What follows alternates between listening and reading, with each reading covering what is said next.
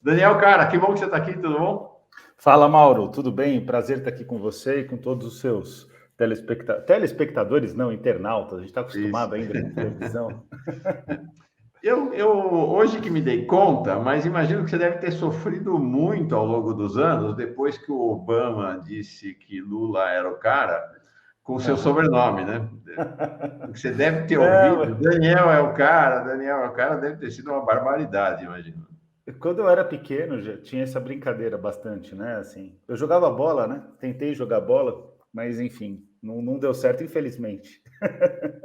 E aí a brincadeira era essa. Pois Bom, é, dependia, então, né? No dia que eu fazia muito gol, antes do né? Obama. Legal, Não, que bom. o Obama fala que o Lula é o man, né? Porque é a gente que traduziu para cara aqui, né? Isso. The Man, Mas né? vamos, O the homem. man. É isso aí. Legal. Tá aqui, ó. Janaína Miranda, falando sobre a viagem de Lula a Minas Gerais. Lula não foi para ver Calil. Lula foi mostrar a Calil a força do seu povo e nadou no mar de gente. A expressão mar de gente está sendo muito forte em relação à passagem de Lula por Minas Gerais.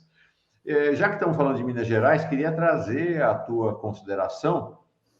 Bom, esses últimos dias todos, né? Desde sábado, a apoteose do sábado, ontem. Na verdade, começou semana passada na Unicamp, né? Acho que teve Sim. uma mudança. Não, começou na UERJ, Na aquela, UERJ, na né? UERJ, Começou na na UERJ. UERJ, de lá para cá, assim, onde Lula vai é um mar de gente. Então, queria ter um olhar para esse cenário. Depois quero contrapor um outro cenário para a tua avaliação também. Olha, por muito tempo o bolsonarismo provocava o Lula, dizendo que ele não tinha coragem de ir para a rua, né? Uma clara tentativa de intimidação. E a gente sabia, né? O Lula nem deu atenção para isso corretamente, e a gente sabia que quando ele começasse a fazer atos públicos, né?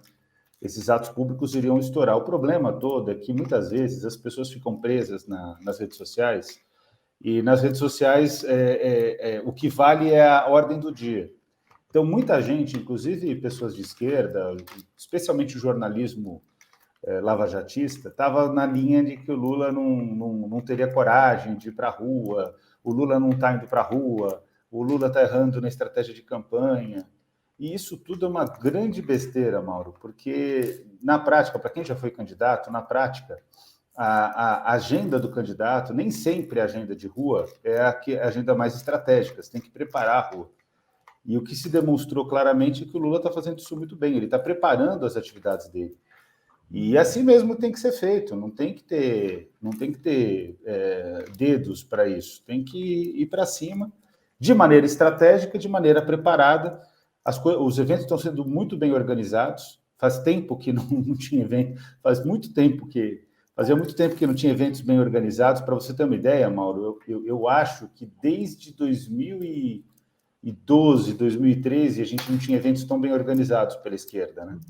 Então, que as coisas deixa a energia fluir, uma estratégia de agenda, ordenamento de falas. Tanto é que na Unicamp, dessa vez, não teve aquela coisa de que tem que ter. Muita gente falou, mas não tem que ter no momento principal muita gente falando, porque isso atende aos interesses das pessoas, mas não atende aos interesses da campanha. E dessa maneira, eu acho que tudo correu muito bem. Não, essa coisa do sábado, Daniel, eu rezei anos para que tivesse um evento assim, né? Porque quando teve, eu estava de plantão aqui e falei, meu, vou ter que ficar ouvindo aqui, vai ter 40 discursos. Não, Alckmin e Lula e ponto, e acabou, né? Acho que isso, e mais o clipping, né, que foi um momento auge da emoção, achei muito profissional a organização do sábado, realmente, muito direto, como os americanos dizem, já que a gente falou do The Man, straight, né? Muito direto ao ponto, né? Então, e eu vejo que essa é uma estratégia muito boa, né? Agora, por enquanto, quem joga sozinho, né? Então, no seguinte sentido, quem joga em público, né? O Bolsonaro faz as loucuras dele, ele tem a presidência da República, que é um grande capital, sem dúvida nenhuma. Então, quando ele toma uma atitude, parece que ele está retomando uma estratégia que pode levar à vitória. Aí agora teve o evento do Lula e todo mundo, nossa, agora o Lula vai ganhar e está definido. Não funciona assim, né? os eventos eles esticam a exposição, mas depois você tem que manter a exposição alta, né? E nem sempre isso é possível. Então, a gente vai viver durante essa campanha muita instabilidade. O que é importante é olhar o filme. No filme, todas as atividades do Lula foram cheias, foram animadas, foram bonitas, etc. Porque daqui a uma semana, Mauro, pode escrever o que eu estou falando, vai ter, por conta da agenda nacional, qualquer motivo que aconteça, ou Bolsonaro faz uma motociata ou qualquer outra coisa assim, aí vai parecer que eles estão fazendo tudo certo, o Lula está fazendo tudo errado. Então, a gente não pode ficar comentando a foto do momento, a gente tem que comentar o filme. O filme está muito sólido em relação à campanha, e o filme também demonstra que essa vai ser uma eleição muito difícil. A gente tem que ter clareza disso. Vai ser difícil, talvez não do ponto de vista do voto, né? Mas vai ser difícil a realização da campanha em si mesma, não é isso? E aí Exato. Eu tenho um exemplo aqui, queria até te convocar para comentar, saiu agora cedinho lá no Metrópolis, o Igor Gadelha, um importante jornalista, repórter político, dizendo isso, que o Luiz Dussi, que foi ministro do Lula, foi alertado por um parlamentar lá de Minas Gerais de que pode estar sendo armado um ataque contra Lula em Juiz de Fora, né, que eles referem aqui como a cidade da facada. Lula vai estar lá amanhã. Importante dizer, hein? Em Campinas já teve um ataque contra Lula. Né? Houve um cerco ao carro de Lula, de bolsonaristas, de maneira extremamente agressiva. Bom, no caso de Campinas, né, as pessoas criticaram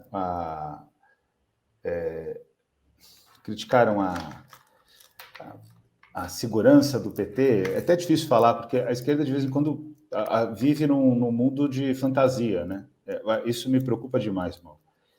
É importante dizer que o Lula tem segurança, inclusive vinculada à Polícia Federal ou da Polícia Federal por ter sido ex-presidente. E isso não é um direito, é um dever do Estado brasileiro. Porque as pessoas que passaram pela presidência da República, elas tiveram no exercício de governo do Estado. Elas têm informações estratégicas, elas têm relações estratégicas. Então, isso faz parte do jogo, né? Não tem que ficar com, mas para que tem, ou por que eles estavam usando armas. E vou dizer concretamente aqui, Mauro, a segurança tem que ser muito forte. E não é só do Lula, é de todas as pessoas que hoje têm, especialmente à disposição, estão à disposição para enfrentar eleições para executivo na esquerda.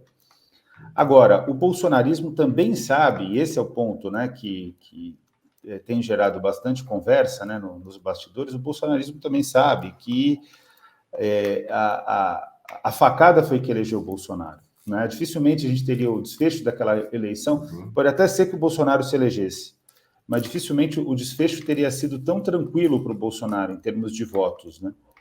Então, na minha visão, o risco de ataque é para os loucos que existem muitos e tem que ter toda a segurança possível, mas não está dentro de uma estratégia de campanha bolsonarista, porque eles sabem o quanto que valeu para o Bolsonaro o ataque.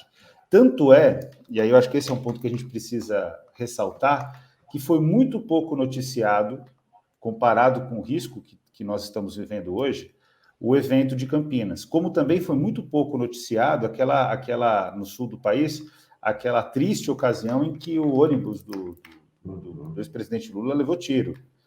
Né? Então, a situação que eu vejo é que a gente tem que ficar atento, porque tem loucos nessa história, né? Você não sabe, Mauro, assim, para você ter uma ideia da loucura que o Brasil está emergindo, né? Várias escolas de São Paulo convivem com ameaças de massacres, como acontece nos Estados Unidos, né? Só que isso nem vem à baila. E aí quero até fazer um registro, pelo menos do que eu estou acompanhando, e eu sou extremamente crítico quando erra, né? E tem errado muito, e erra cotidianamente, especialmente em relação aos jovens negros, mas a Polícia Militar do Estado de São Paulo até está organizando bem essa ação junto com a Polícia Civil, quando tem esses riscos de massacre, né? Então, a gente está começando a conviver com essa situação. Então, não dá para ficar, com dedos, como eu disse da outra vez, né? Não dá para ficar com dedos em relação ao que pode representar esse processo eleitoral. Né? Tem que ter segurança mesmo. Acho que você traz uma questão importante. Eu lembro, sabe, Daniel, em 93, faz tempo, hein? Eu liderava uma agência de comunicação, a FAAP, que é uma importante instituição de ensino privado em São Paulo. Organizei para eles um ciclo de visitas internacionais. Esse ciclo começou com o George Bush, pai, que tinha acabado de sair da presidência dos Estados Unidos, tinha perdido a eleição para o Clinton. Mencionei até isso mais cedo hoje, a eleição de 92 lá. Então, em 93, na metade do ano, ele foi à FAAP.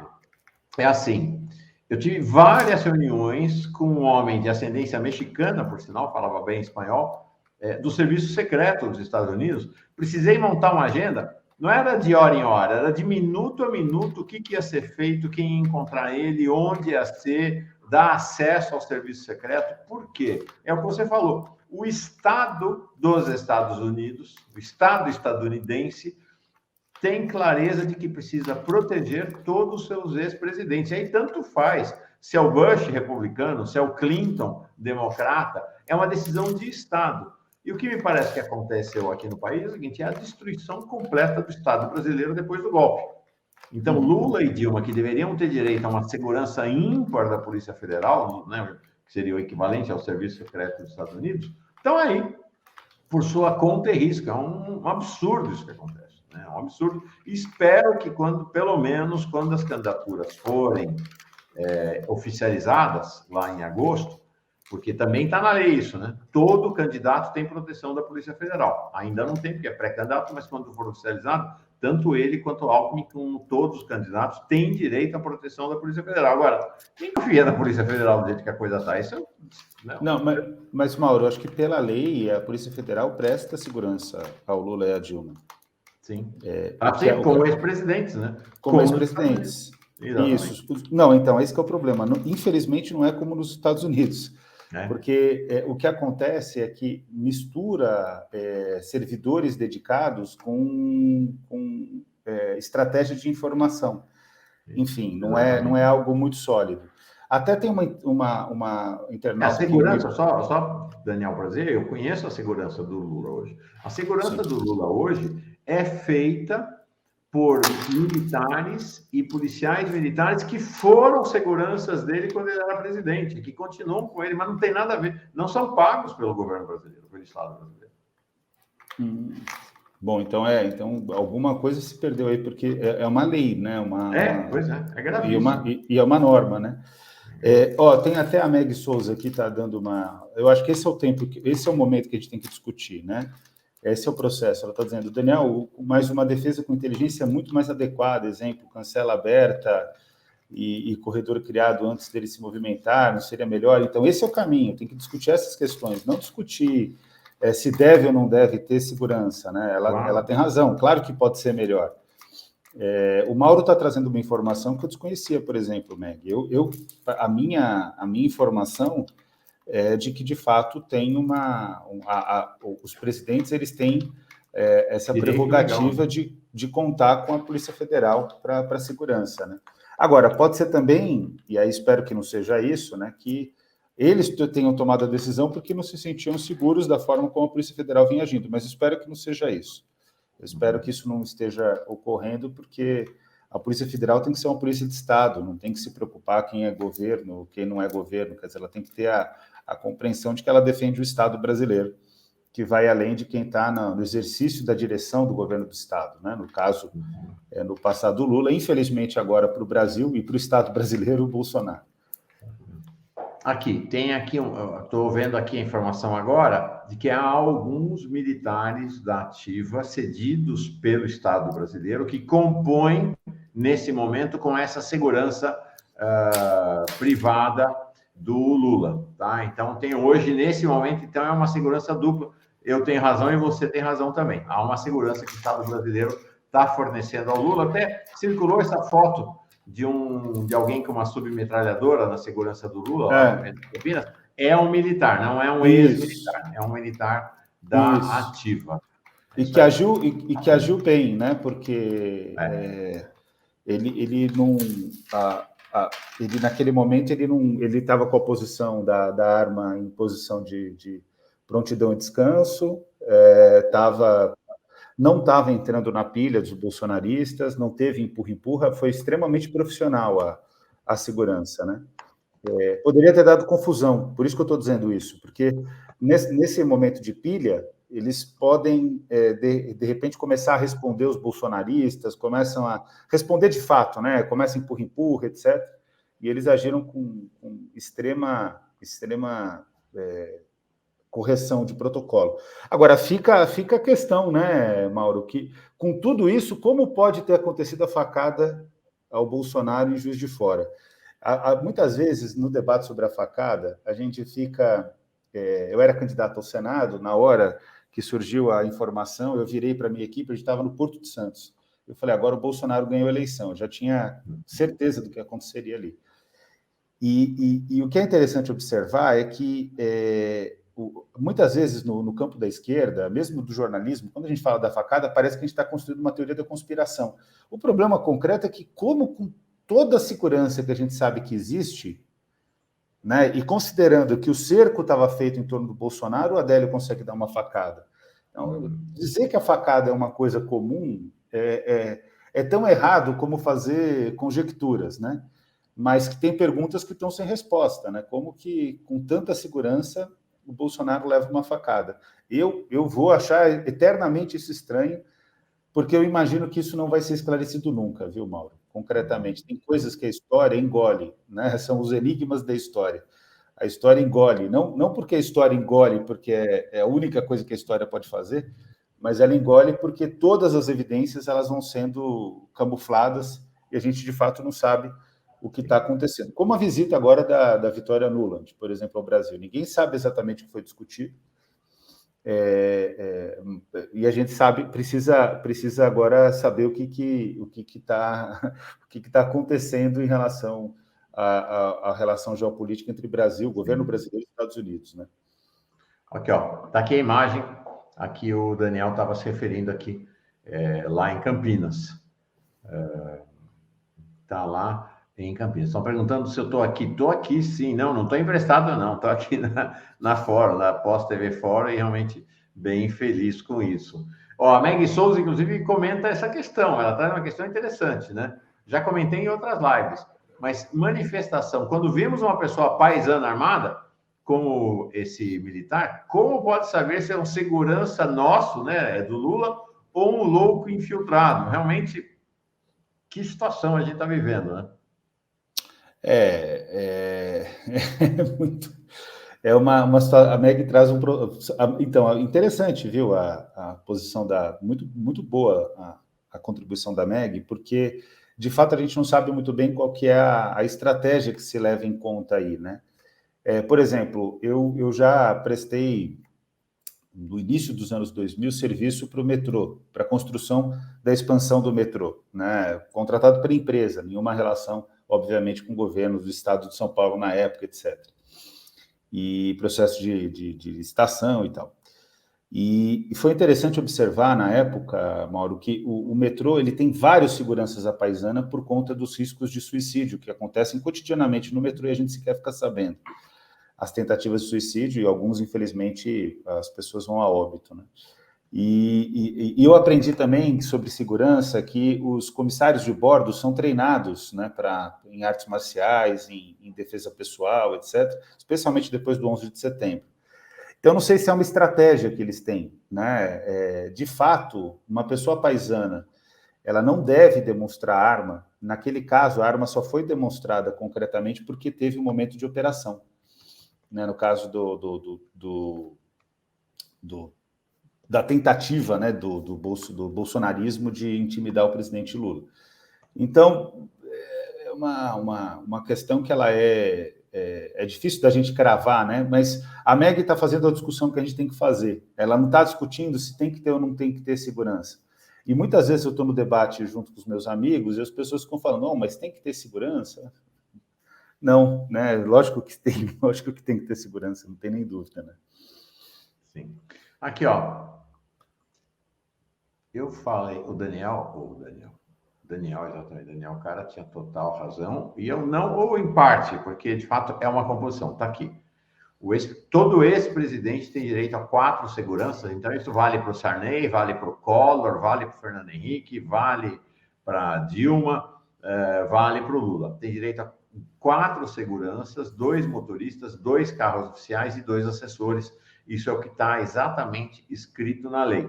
Quero avisar todo mundo o seguinte: a segurança do Lula é bem maior do que isso hoje, porque é evidente que isso aqui não dá conta do recado, do cenário que a gente tem hoje, né? Não dá para Lula sair na rua só com 4 seguranças, tem bem mais gente ao redor de Lula e precisa mesmo. É um tema, vai ser... Parece que, do ponto de vista da disputa eleitoral, esse é um tema mais relevante do que propriamente a quantidade de votos, né? Porque as pesquisas estão dizendo que no cenário, vamos dizer assim, eleitoral propriamente dito, isso já está isso já tem um cenário bem mais consolidado. Acho que essa é uma grande variável desse processo eleitoral e prioridade, de fato, prioridade, né, Daniel?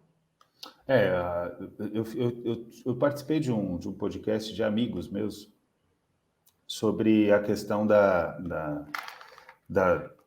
segurança, etc. Bom, falando de vários assuntos, entrou esse tema da segurança, né? E muita gente me ofendeu, inclusive, falando, não, isso é um absurdo e tal. Esse vai ser um tema importantíssimo. Desde da facada, a gente nunca mais vai ter no Brasil eleições que não passem por esse tema. Eu acho que ou pelo menos vai demorar décadas para a gente superar esse tema, né? Então, espero que um dia a gente supere, porque vai significar que a democracia ela é plena e ela está totalmente estabelecida, né? Mas a gente tem que ficar atento sim, viu, Mauro? E tem que ficar atento e tem que ficar preparado para qualquer eventualidade, né? Sim. Queria encerrar uma questão. Você fez menção à sua candidatura ao Senado, você é filiado ao PSOL. Queria o teu olhar para o PSOL. Juliano Medeiros esteve aqui, sou muito admirado assim da liderança serena do Juliano Medeiros, mas ao mesmo tempo assertiva. Ele reconheceu aqui a possibilidade de sair candidato ao Senado na composição em São Paulo com Haddad, né, o partido, uma decisão histórica do PSOL essa, né? A primeira vez desde que o PSOL foi fundado que não tem candidato a presidente e que constrói essa aliança com o PT. Eu vou te dizer, eu sonhei muito com essa unidade, não unificação, não reunificação, não é disso que se trata, mas com essa unidade da esquerda brasileira. Me parece que ela tem um simbolismo para a sociedade muito forte. E o PSOL já começou a campanha com um protagonismo muito grande, né? Boulos, Juliano Medeiros. Parece que o PSOL vai entrar com tudo na campanha de Lula. Olha, a única coisa que me preocupa, Mauro, é que essa eleição não é uma eleição para você lançar, como foi a eleição de 2018, para você lançar pessoas para fazerem nome, né? Essa é uma eleição para você lançar pessoas que tenham, de fato, chance de eleição e que colaborem com a massa de votos, né? Vai ter que ter uma intercomunicação entre a candidatura à presidência para a candidatura a todos os demais cargos, inclusive deputado estadual. E isso também tem que acontecer em relação ao governo de São Paulo. O que eu estou querendo dizer concretamente é que nesse momento não é fazer como o Boulos fez, né? Não é momento de você procurar construir o seu espaço ignorando o risco que o Brasil vive, né? E eu acho que a chapa majoritária que está se formando em torno do Fernando Haddad aqui em São Paulo, ela não é uma chapa eleitoralmente forte. Fora a posição do Haddad, que tem um recall de presidência da República, de ter sido prefeito de São Paulo, e que vai ter o apoio do Lula. O problema concreto é esse, é que o apoio do Lula é o elemento central nesse jogo. E não dá para ser assim. A gente vai ter que construir um caminho em que a intenção de voto ela suba também de baixo para cima, né, para a posição da presidência. Então, nesse sentido, eu acho que foi uma decisão acertadíssima a aliança com o Lula. Tenho falado isso em todos os lugares que eu tenho participado, de discussões, e inclusive em rádios e em programas de imprensa mais antiga, mais tradicional, né, e que normalmente não abre espaço para a nossa posição. Mas eu estou preocupado, eu acho que as pessoas estão considerando a eleição de São Paulo ou secundária ou uma eleição ganha também. E essa, de fato, a gente está muito distante de ter sucesso, né? Por quê? Porque É uma eleição, o interior de São Paulo, ele é dificílimo, e ele está invertendo a sua defesa ao PSDB, o seu costume de voto, como eles dizem no interior, né, o costume de voto no PSDB, ele está invertendo para o bolsonarismo. Tanto é que o Tarcísio está apresentando 10% de intenções de voto aí. Então, eu acho que a gente tem que pensar unidade estratégica, inclusive, e menos oportunística, né? E não vejo nenhum problema na visão oportunística, mas não é uma eleição para esse perfil. Então, sendo que você vai ter na candidatura ao Senado, estou achando bem interessante essa tua conversa, quero explorar um pouco mais. Você vai ter na candidatura ao Senado, você vai ter o Datena, simplesmente, né? O Datena a gente não sabe, né? Não sabe o que vai acontecer com ele, porque o Datena a gente nunca... Se o Datena sair, ganhou. É um fato. A questão é se o Datena vai querer abrir mão da enorme fortuna que ele tem, né? Exato. O posto natural para uma candidatura ao Senado é do Suplicy. É claro que o Suplicy parece que já não tem mais a mesma disposição de disputar, seria um candidato mais promissor em termos de chance de eleição. O Lula vai precisar de uma bancada forte no Senado, né? O Senado, que estava sendo, olha só, Mauro, a história maluca que a gente vive no Brasil. O Senado, desde 2019, estava sendo um aliado nosso. A gente teve várias vitórias no Senado, né? Movimentos sociais, etc. Na educação, a gente ganhou praticamente tudo no Senado, até o Ciro Nogueira virar ministro. E aí ele enfraqueceu a nossa força. Por quê? Porque o orçamento secreto começou a andar também no Senado, coisa que andava só na Câmara. Então, eu acho que, assim, não é nenhuma crítica, né? Com todo respeito ao próprio pessoal, eu acho que tem que ter um pouco mais de visão estratégica, né? Você falou do Suplicy, mas de fato achou difícil a candidatura do Suplicy.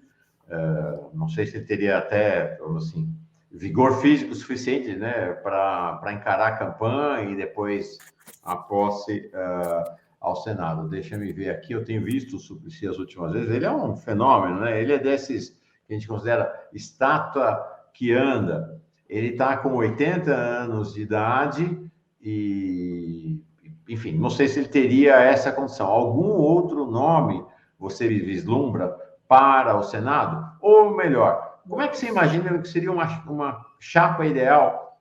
Candidato a governador, Haddad, né, provavelmente, vice e Senado. Como é que você imagina qual seria a sua sugestão de composição para concorrer, para ganhar, de fato, em São Paulo?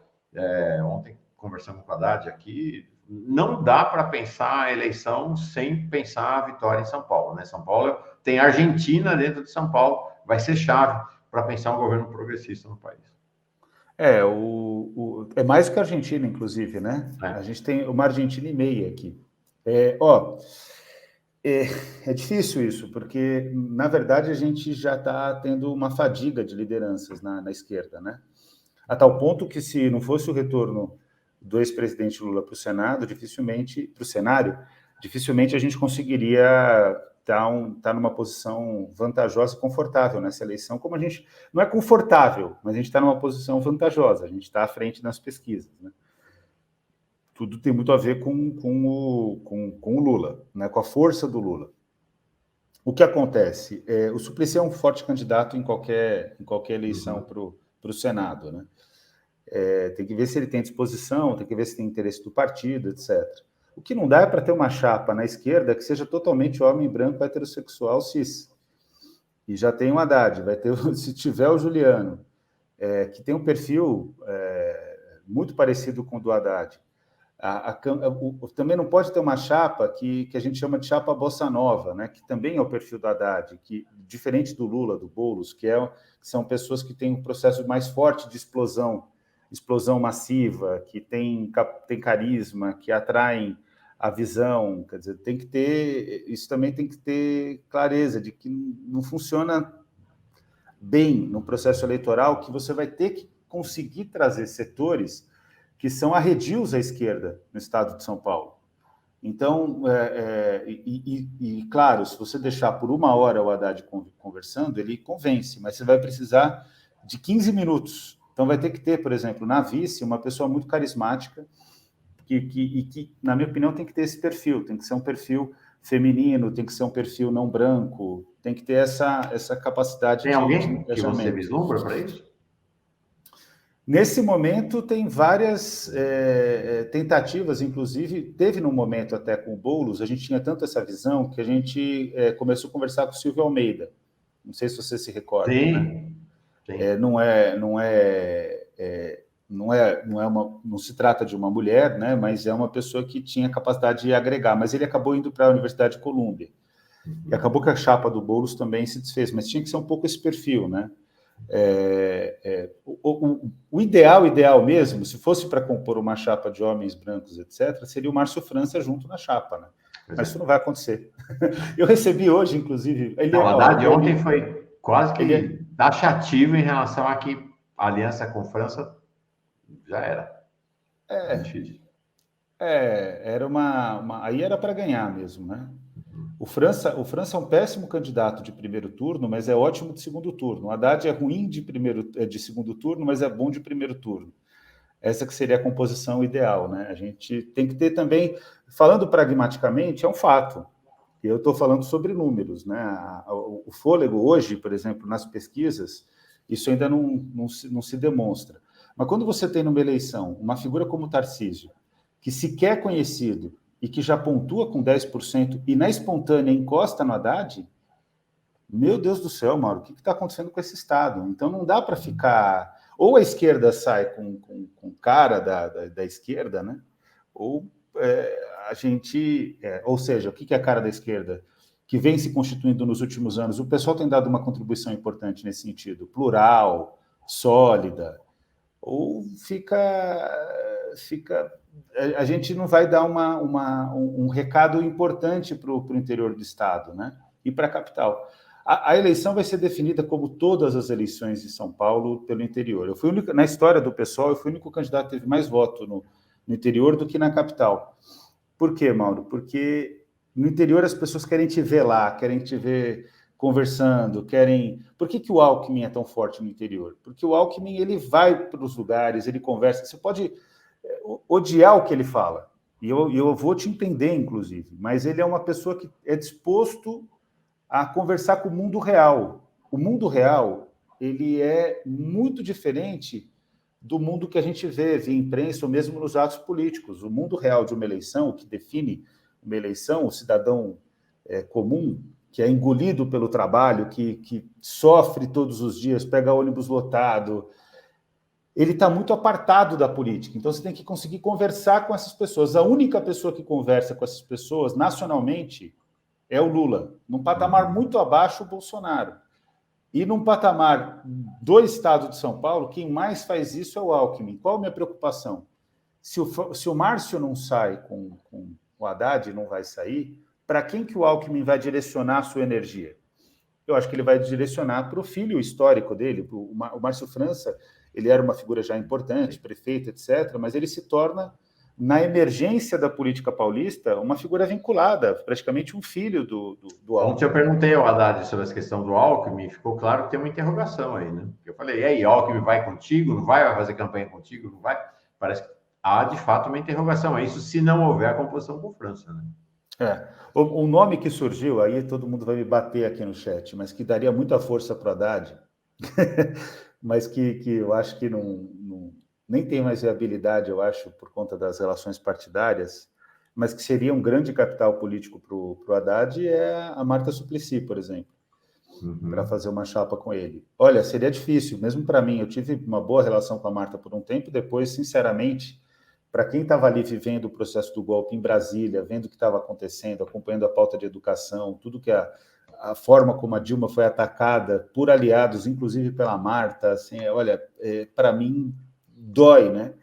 Mas se fez uma aliança com o Alckmin, o equivalente ao Alckmin aqui no estado de São Paulo hoje, e que comporia fortemente, seria, por exemplo, uma figura como a Marta.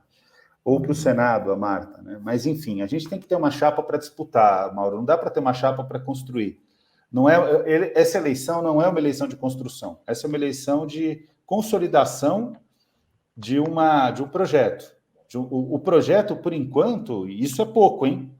mas ao mesmo tempo é essencial, é pouco para governar, é essencial para a história. O projeto, por enquanto, é vencer o Bolsonaro, e vencer o bolsonarismo em todos os lugares que a gente tiver chance de vencer. Então, me preocupa a forma como individualmente as pessoas estão fazendo os cálculos, porque vai ser ótimo para a pessoa. No médio prazo, pode até colaborar. Eu acho que vai colaborar pouco, inclusive. Mas no curto prazo, a gente está numa discussão de prazo curtíssimo, que é outubro de 2022 e 1º de janeiro de 2023, garantir a posse. Não dá para ficar brincando e tergiversando. Você está trazendo... Bom, primeiro que o pessoal não está te batendo não aqui, pelo menos até agora, em relação à sugestão da Marta. Agora, você traz uma questão interessante com a Marta Suplicy. A memória da Marta é uma memória extremamente positiva no eleitorado, especialmente no eleitorado de mais baixa renda, né? Realmente é muito forte.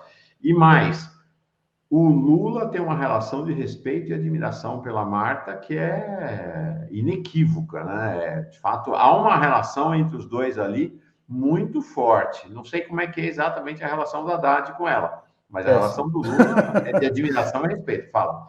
Era péssima, né? Não sei se ela continua péssima, né? Mas o fato é que essas coisas não... Relação, ela tem que ser superada na política, né? Sim. A gente já está numa... Lula Alckmin é um bom exemplo disso, né? É preciso ter... Teve até uma postagem que viralizou, um comentário que eu fiz, e aí viralizou um comentário ao meu comentário, concordando comigo, mas adicionando um novo elemento, que ele falou, olha, tem que ter mais adulto na sala, né? O tuiteiro. E ele tem razão, tem que ter mais adulto na sala, né? Olha, eu fiquei muito decepcionado com a Marta, eu tinha uma admiração também por ela. Eu fiquei muito decepcionado com a Marta, muito, você não tem ideia. Ela me convidou para outras atividades, depois eu não fui, porque não tinha... Seria inautêntico. Só que o momento era outro, né? Não era um momento no cenário do governo Temer, e governo Temer, assim, para mim, foi tão grave em termos econômicos e na desestruturação do Estado brasileiro, quanto o governo Bolsonaro. O governo Bolsonaro é um golpe dentro do golpe, né? Mas o fato concreto é que hoje eu acho que ela seria uma ótima alternativa. Eu só não sei mais se tem viabilidade política partidária, qual era a composição que teria que fazer. Não é simples essa equação, né? Mas é uma figura boa. Você está trazendo o seguinte... Para vencer, né? Para vencer. É uma figura boa. Você está trazendo uma situação quase que de emergência eleitoral em São Paulo, a partir dessa sua constatação, de que há uma migração cada vez mais evidente e relevante, mas acho que você é o primeiro a formular isso de maneira clara, do voto conservador tucano, que é o voto majoritário historicamente em São Paulo, né? Há mais de 2 décadas, para o Tarcísio. Então, isso é uma situação que, desse ponto de vista, diferente do que acontece no Brasil, né? Porque você não tem apenas a extrema-direita, né? Você tem uma direita conservadora, uma base conservadora de direita, né? Que está migrando para o Tarcísio, que não tem esse perfil de extrema-direita do Bolsonaro, não é lido como alguém da extrema-direita, né? E tem um fator, né, dramático nessa história, que é o fato de que o Rodrigo Garcia, o que acontece? Existe um costume de voto no PSDB, Mauro. Como já ocorreu em relação a várias prefeituras, o costume de voto ao PMDB, agora é MDB. E o duro é que esse permanece, mas é um costume de voto.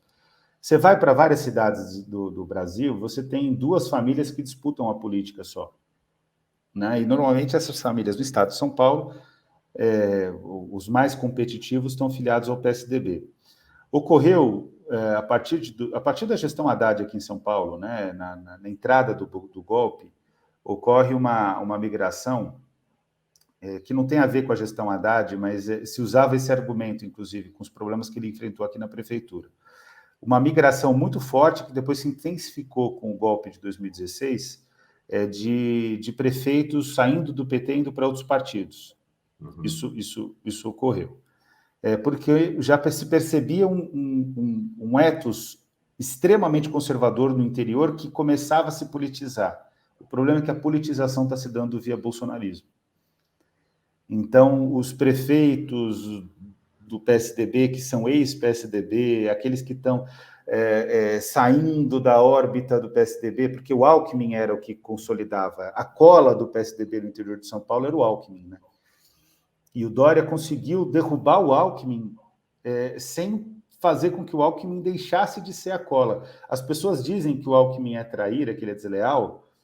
Eu não sei se esse é o adjetivo do Alckmin, que o melhor adjetivo para o Alckmin, porque o Alckmin foi leal ao projeto de partido do PSDB.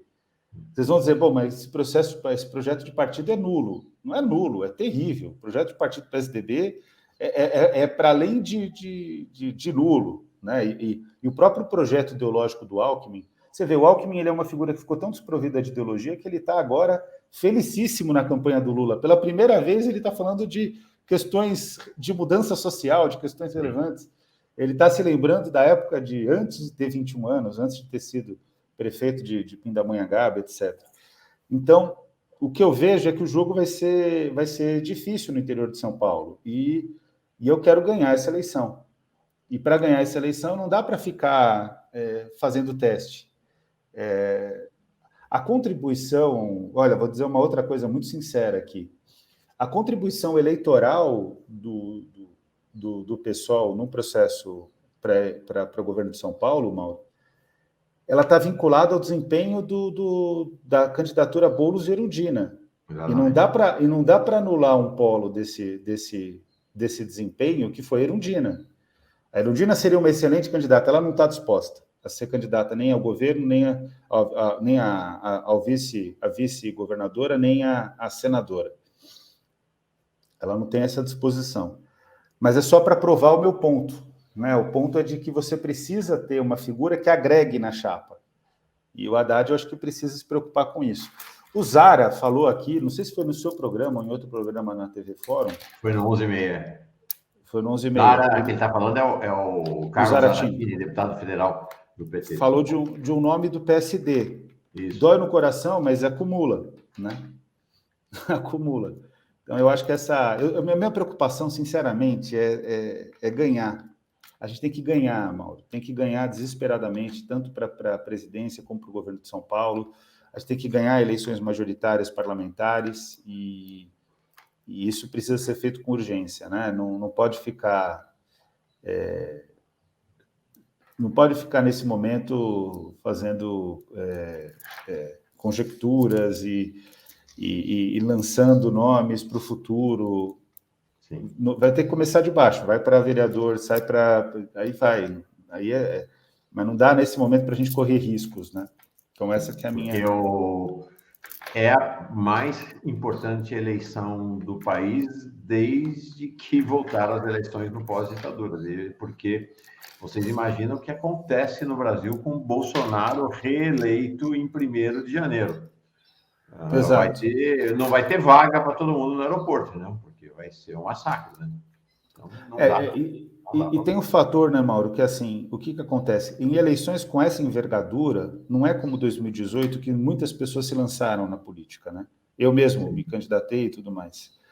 Eleição dessa envergadura, eleição para ganhar, é guerra. E eu não estou vendo essa seriedade de tratar como guerra por alguns atores, né? Quero parabenizar o Boulos, que teve a compreensão de que tinha que tratar como guerra, né? Eu acho que tem que seguir essa linha, né? Não dá para fazer posicionamento partidário nesse momento, né?